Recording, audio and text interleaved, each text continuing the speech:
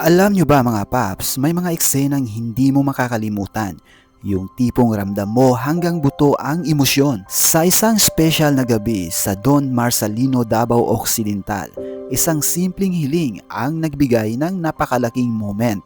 Request talaga ni Apollo mga paps na kakanta siya sa stage, hindi lang basta kanta, kung hindi kasama ang kanyang ama na si alias JTB. At nangyari na nga, hindi lang basta performance ang nasaksihan ng lahat, kung hindi isang kwento ng pagmamahal, pangarap at inspirasyon. Habang hawak ni Apollo ang mikropono, kitang-kita sa kanyang mga mata ang saya at determinasyon.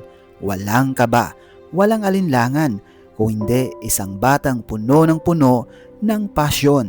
At nang magsimula na silang kumanta, nalalasing ako sa iyong ganda. Doon na pumasok ang kakaibang damdamin. Tahimik ang crowd pero ramdam ang kilig, ang tuwa at ang paghanga. Hindi lang dahil sa ganda ng boses, kung hindi dahil sa koneksyon ng mag-ama sa entablado. Si Elias, proud na proud, si Apollo, buong pusong ibinigay ang lahat. At sa bawat linya ng kanta mga paps, parang sinasabi niya sa mundo, pangarap ko ito at sisimulan ko ngayon.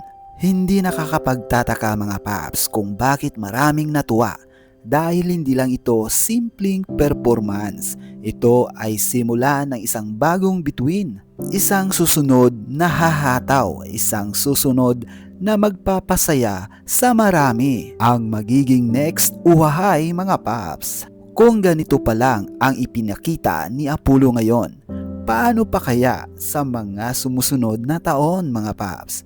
Isang bagay ang sigurado, may parating na bagong pangalan na dapat nating abangan mga paps. At nagsimula ang lahat sa isang simpleng hiling na kumanta kasama ang kanyang ama. So ayan mga paps, kung nagustuhan nyo ang video ito, paki-like, share at comment na rin mga paps para mas marami pa ang makapanood ng mga sulit uhay sa Luzon, Visayas at Mindanao at sa lahat po ng mga OFW.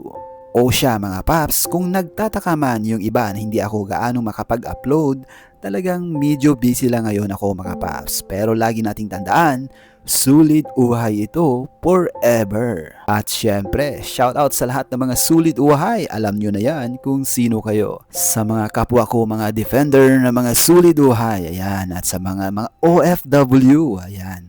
So syempre, no, special shoutout kay Tita Luisa, Tita Annabel, Ma'am Pauline, Ma'am Cherry, Ma'am Sisi, syempre kay Admin Diwata SG, Ma'am Pobring Elonga Irene, Ma'am Cindy of Paddock, syempre, no? And Eloy Bogris, hello ma'am.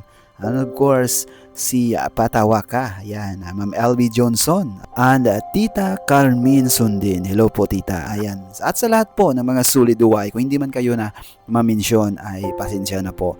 Haba lang kasi yung video natin, alam nyo naman yan, ng mga sulit uway.